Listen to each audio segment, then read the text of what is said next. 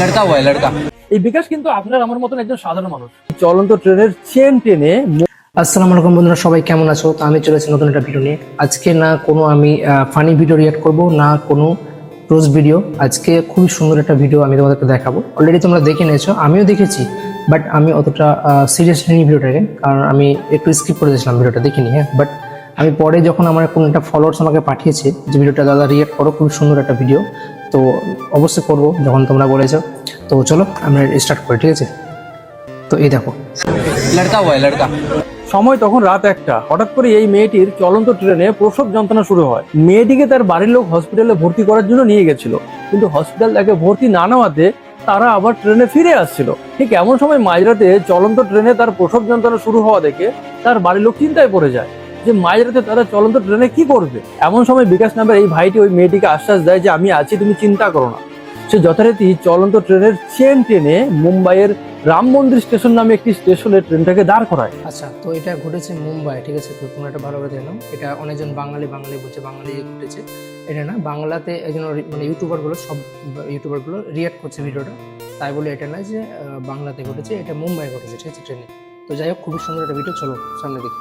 Train দাঁড়াতেই RPF এর লোক এবং ট্রেনের বহু মানুষ সেখানে ছুটে আসে। যথারীতি তারা সবাই এসে একটা অ্যাম্বুলেন্স জোগাড় করার খুব চেষ্টা করে, কিন্তু কোনো কিছুতেই কেউ একটা অ্যাম্বুলেন্স জোগাড় করতে পারে না।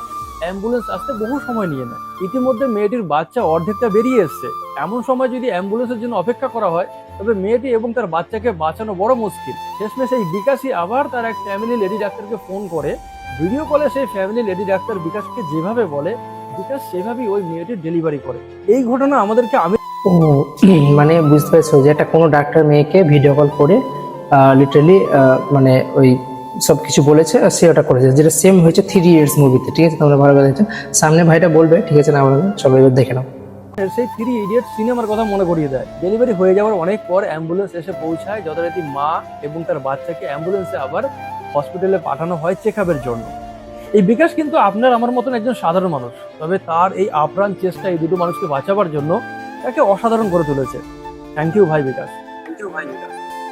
ও ভাই, কি সুন্দর একটা মানে নিউজ, খুবই সুন্দর লাগলো ভিডিওটা দেখে। অ্যান্ড ভাই লিটারালি মানে আমার গুজবাম্পস, মানে আমার রুমগুলো খারাপ হয়ে যাচ্ছে যে কি করে মানে এতটা ডিফিকাল্ট মোমেন্টটাকে মানে সে অ্যাডজাস্ট করে ঠিকভাবে পেরিয়েছে। যাই হোক, ঠিক আছে, খুব সুন্দর একটা ভিডিও। তো থ্যাংক ইউ ওই ভাইকে, যে ভাই আমাকে পাঠিয়েছে, ঠিক আছে? অ্যান্ড ভাই তোমার নামটা নাই, কারণ তোমার নামে কি টাইপের একটা ভিডিও, মানে অনেক কিছু লেখা আছে তোমার নামে ইনস্টাটিতে, তো দেখলাম। তো খুবই তোমাকে অনেক অনেক ধন্যবাদ ভিডিওটা আমাকে পাঠানোর জন্য। অলরেডি আমি দেখে নিয়েছি, এর আগেও দেখেছিলাম, বাট সবার সামনে তুলে তুললাম, খুব ভালো লাগলো। অ্যান্ড ভাই বিকাশ ভাই, স্যালুট তুমকো।